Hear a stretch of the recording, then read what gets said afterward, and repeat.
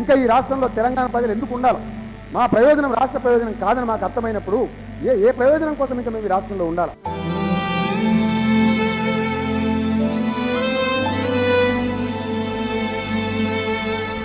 ఇంకా ప్రజలు ఓపిక పడడానికి సిద్ధంగా లేరు. తెలంగాణ రాష్ట్రం సాధించుకొని వారి హక్కులను తెలంగాణ రాష్ట్రంలోనే పరిష్కరించుకుంటారు. జై తెలంగాణ.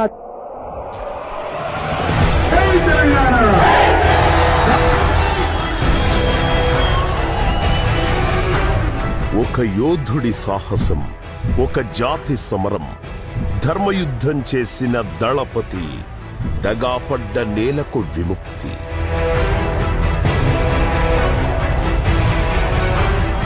ఈ పదవులు ఎవరికి కావాలా?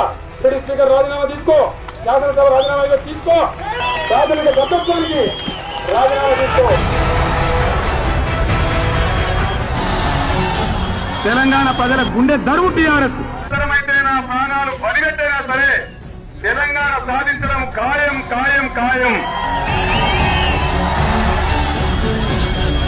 తెలంగాణ చెప్ప మూల మూల పల్లె పల్లె తిరిగి 4 మూలల పుల్లగీసి అంటిపెట్టే ఉంచినాం. In protest of the non-compliance of the promise made by the UPA government, I am tendering my resignation. కుట్రలను అధిగమించి ముందుకు పోవడమే ధీరగుణం. రాష్ట్ర ఏర్పాటును ప్రకటించి తీరాలే, లేకపోతే నేను ఆవరణ దీక్ష కూర్చుంటను.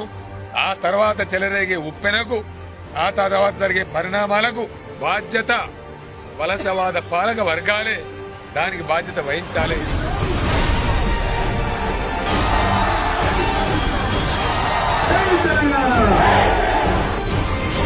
చంద్రశేఖరరావు గారి నేతృత్వంలో నడుస్తున్న ఉద్యమం జాతి దృష్టిని ఆకర్షించింది.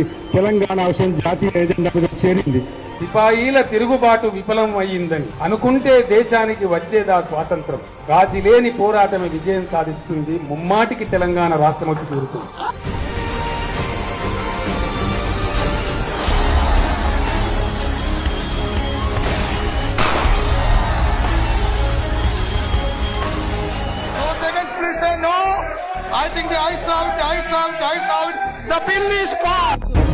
కల్వకుంట్ల చంద్రశేఖరరావు అనే నేను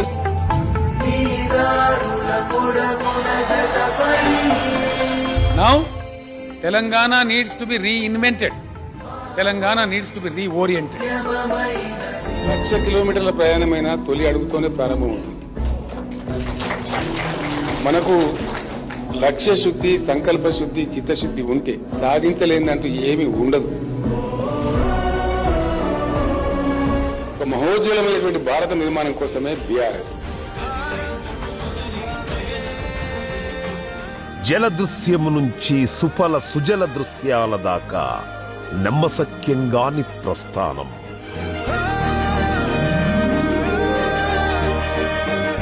కేసీఆరే తెలంగాణకు 1000 ఏనుగుల బలం.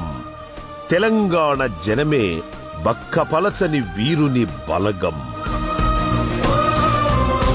10 ఏండ్ల ఉజ్వల తెలంగాణ కథానాయకుడు ఒక్కడే.